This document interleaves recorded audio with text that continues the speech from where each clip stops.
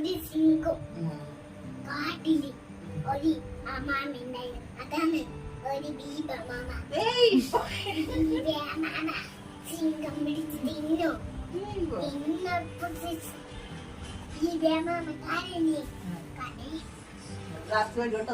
കരഞ്ഞിട്ട് ശേഷം ഒരു തത്തു മമ്മയും വന്നു. അവന്റെ പേരാണ് തത്തു സരഞ്ഞ. സിംഗത്തിന് പിടിച്ച് തിന്നു.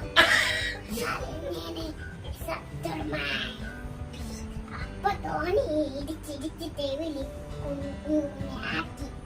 അപ്പൊ സിംഗത്തിന് വേഗെടുത്തു ഓടി ഓടി ഓടി പോയി. അന്നത്തോന്ന് സായി വന്നെ സായി കൊറേ കുഴപ്പം പറ്റില്ല.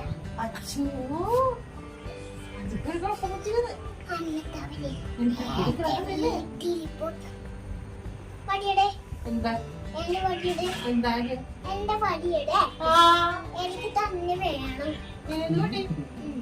ഒരു തന്നില്ല ഒരു പടി.